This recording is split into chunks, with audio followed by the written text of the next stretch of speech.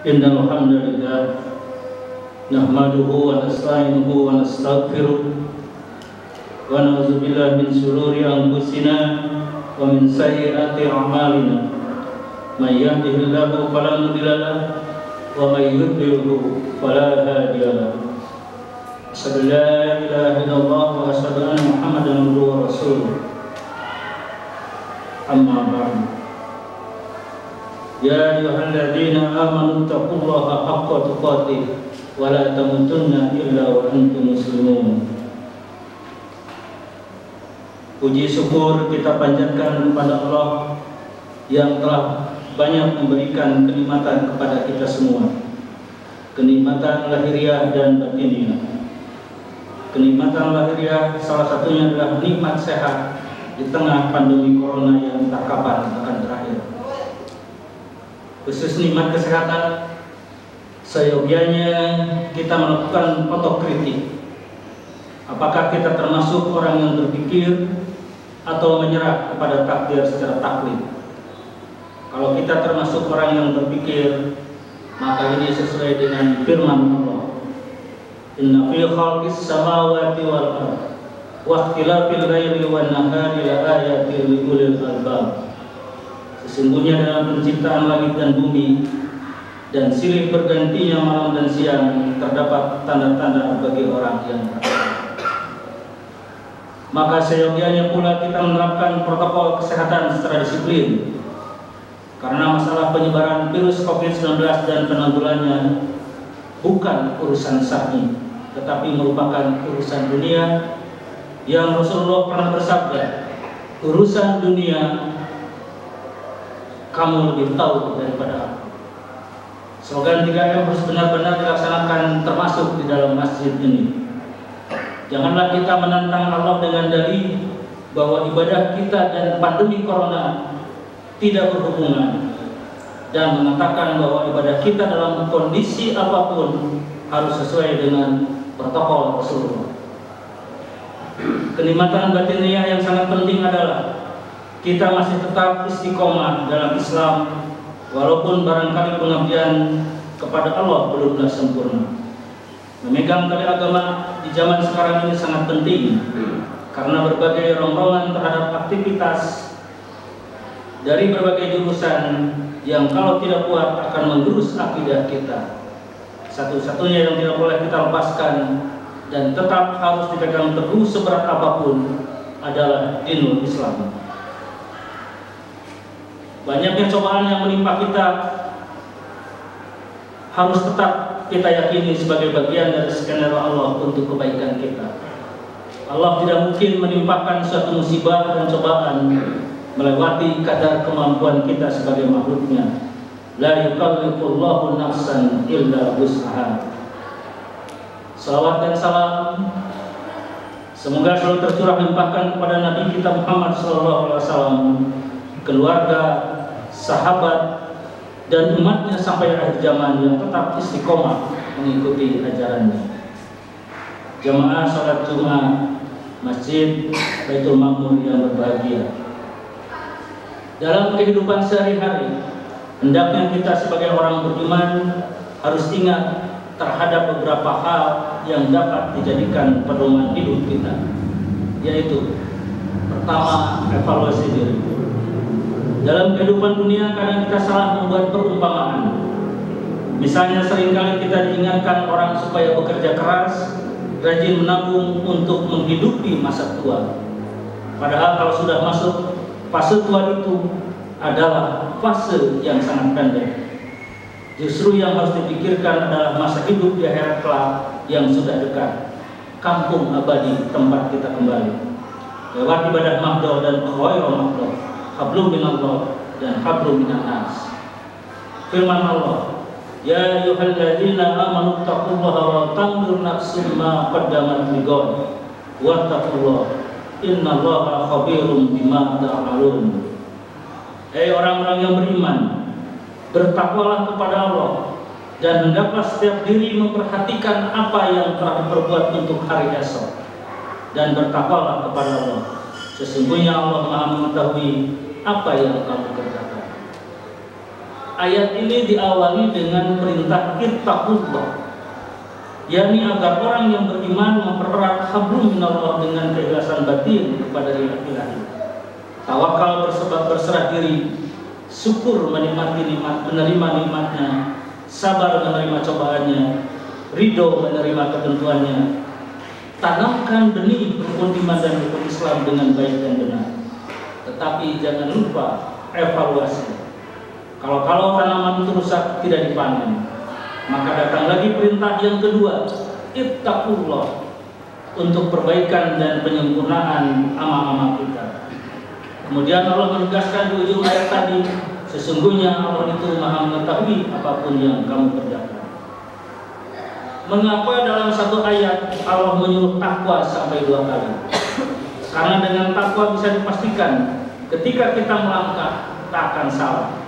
Tatkala kita berbuat tidak akan tersesat. Di tengah situasi zaman yang gaduh, takwa menjadi solusi teduh yang sangat ampuh.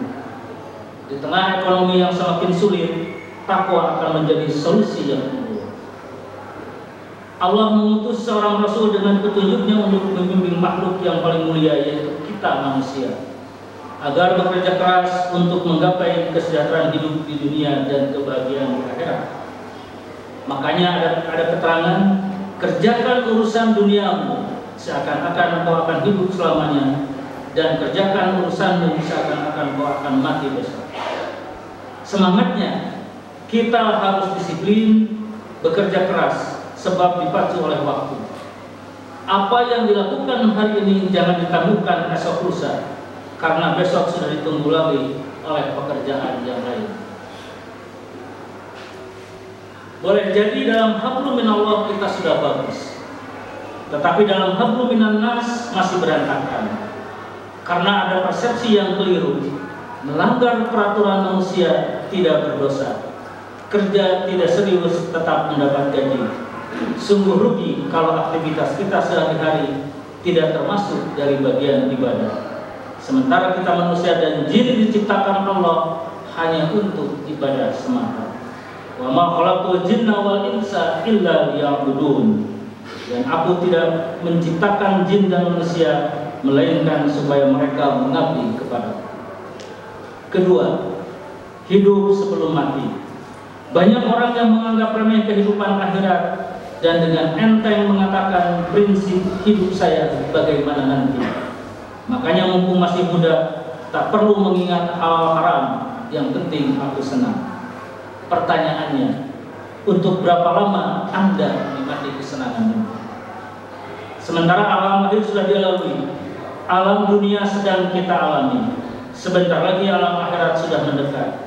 Karena setelah masuk alam barzakh, perjalanan kita masih panjang dan jauh.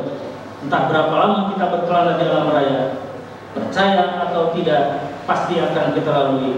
Akhirat pasti datang juga. Walladzina yu'minuna bima unzila ilaika wa ma unzila min qablik wa bil akhirati hum yuqinun. Dan mereka yang beriman kepada kitab Al-Qur'an yang telah diturunkan kepadamu dan kitab-kitab yang telah diturunkan sebelummu, serta mereka yakin akan adanya kehidupan akhir. Ketiga, penyesalan yang tiada akhir. Datangnya penyesalan dimulai tak kala malaikat maut sudah di depan mata. Orang yang mengatakan hidup di mana nanti pasti akan menyesal, bahkan menangis, meronta meminta kepada Tuhan diberi kesempatan sejenak hanya untuk melimpahkan seluruh hartanya agar dia masuk dalam golongan orang yang soleh. Namun dispensasi tidak ada lagi. Allah berfirman dengan janjinya, wala yu'akhirullahu nafsan idza jaa ajaluha wallahu khabirum bima ta'malun. Dan Allah sekali-kali tidak akan menangguhkan kematian seseorang apabila telah datang waktu kematiannya, dan Allah Maha mengenal apa yang kamu kerjakan. Maka perlu diingatkan kembali, siapapun yang kini sedang berjaya dan berpesta pora, atau yang tengah menderita akhirnya mati juga. Kita semua sedang menunggu kapan waktunya, di mana tempatnya, bagaimana caranya, apakah berjamaah atau sendiri-sendiri. Sekali lagi kita sudah tahu tentang mati, hanya belum merasakan, dan kalau sudah merasakan tidak bisa menerangkan. Mati adalah musibah yang paling puncak, peristiwa yang paling dahsyat. Mati adalah masalah yang mendesak dan serius. Dikatakan mendesak karena setelah desah nafas berarti selangkah menuju alam kubur. Disebut serius karena orang yang paling cerdas adalah orang yang paling banyak mengingat mati. Keempat, mati husnul khatimah. Bagi orang yang beriman, maut merupakan harapan indah untuk memulai kehidupan yang hakiki, yaitu kehidupan yang abadi. Kita semua merindukan mati dalam genggaman ridho ilahi yang disebut mati husnul khatimah. Manusia yang husnul khatimah itu akan dikenal orang dengan harapan yang dilantunkan dalam doa singkat. Wa ja'ala lisani sidqin fil akhirin. Sungguh indah kalau ketika mati orang-orang di sekitar kita mengucapkan inna lillahi wa inna ilaihi raji'un, diiringi doa yang tulus dan ikhlas dari para pelayan. Dan kelima yang harus kita ingat adalah mati su'ul khatimah. Pergaulan yang salah akan melahirkan banyak masalah sehingga menjadi su'ul khatimah. Para tetangga jangankan mendoakan, malah mensyukuri kematian. Keenam, gunakan sehat sebelum sakit. Sakit itu bunganya mati. Kalau sedang sakit biasanya ingat mati. Padahal ketika sehat segalanya menjadi nikmat dan kuat. Makan enak, tidur nyenyak, dan ibadah pun tenang. Tetapi ketika sakit semuanya menjadi lain. Memang nikmatnya sehat baru terasa manakala kita sakit. Makanya menjaga kesehatan lebih baik daripada mengobati sakit. Preventif terapi harus didahulukan daripada tindakan kuratif. Dalam usul fikih dikatakan darul mafasid muqaddamu ala jadwil masalih. Menolak bencana didahulukan daripada menarik masalah. Barakallahu li wa lakum.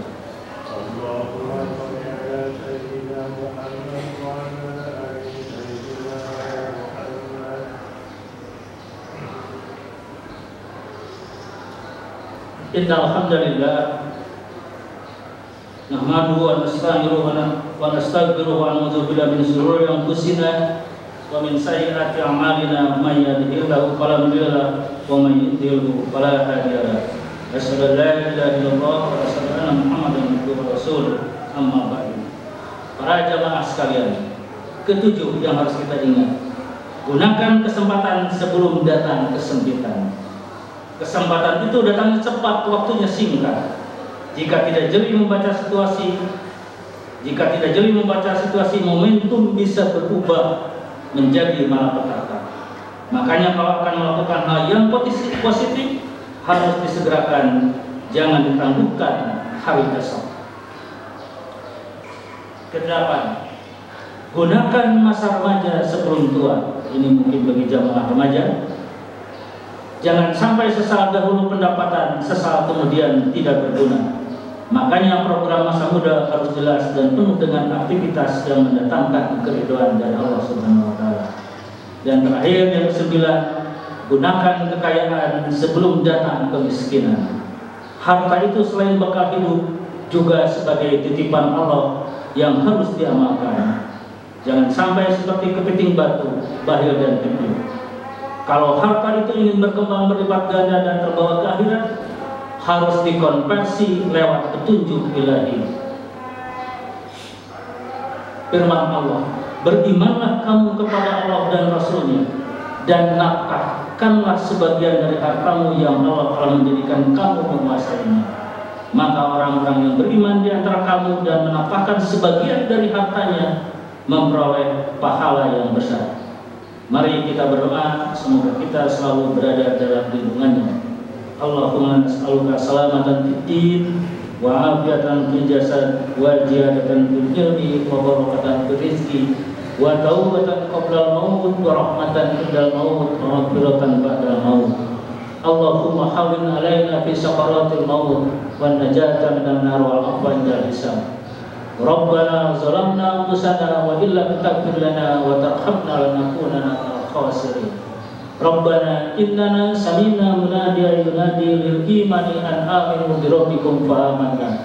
Rabbana faghfir lana dzunubana wa kaffir anna sayyi'atina wa tawaffana ma'al abrar.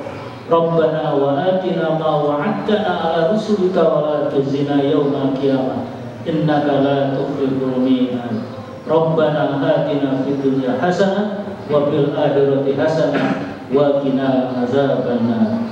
Qulu qawli hadza wastaghfirullah li wa lakum. Aqimissalam.